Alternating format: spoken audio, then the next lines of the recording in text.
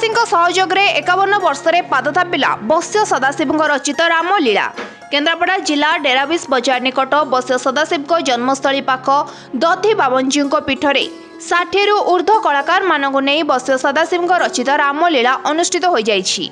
सरकारी स्तर में लोककला और संस्कृति को गुरुत्व दि जाउथबा बेले सरकारी सहायता संपूर्ण वंचित एही अनुष्ठान। संजय कुमार साहू ए जो बस्य सदाशिव रामायण ये होते निजे सभापति एवं मुझे निजे हनुमान चरित्र रे अभिनय करे।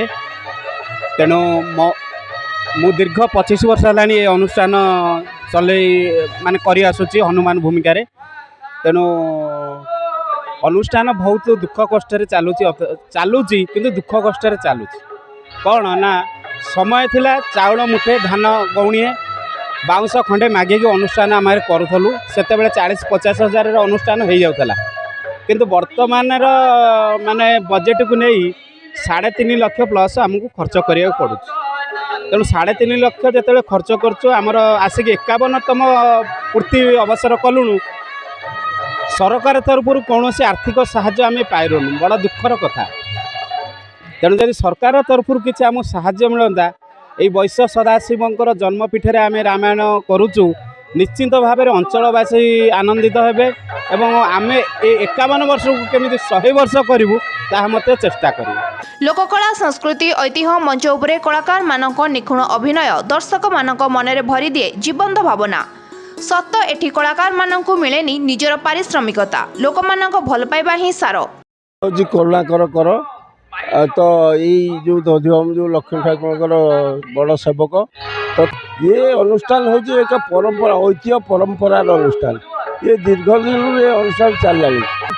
बस्य सदाशिव जन्म पीठस्थली तेणु बस्य सदाशिव जेहेतु रामायण रचना करते से परिप्रेक्षी जन्म पीठस्थल से रामायण परिवेशन होची आरंभ परिवेशन ये कि बड़ा दुखर कथा जे बस्य सदाशिव जे छात्र बस्तमपाणी महांगार बस्तमपाणी विभिन्न जगार जयंती भाव परिवेशित होची जयंती पालन करा जाउची किंतु बस्य सदाशिव वर्तमान सुधा कौन जयंती पालन करा जाउ नाही कि बस्य सदाशिव रामायण को वर्तमान सुधा यथेष्ट सम्मान दि जाए ना कि विभिन्न जगह विभिन्न रामायण हो किंतु बस्य सदाशिव रामायण हूँ अन्यतम। से जन कलाकार आदि अंशग्रहण करती आम ये डेराबिस अंचल आखपाखर शिक्षित युवक मैंने ये अनुष्ठान को दायित्व नहीं निजे कलाकार भाव कार्यकारी अनुष्ठान को परिचालना करुँच।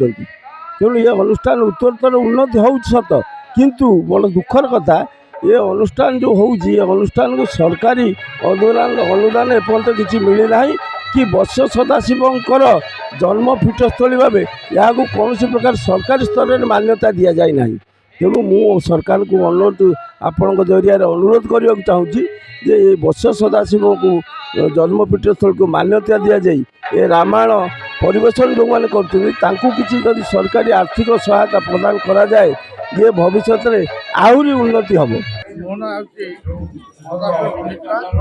नारद भूमिकार अभिनय कर 1992 मसीह अनुष्ठान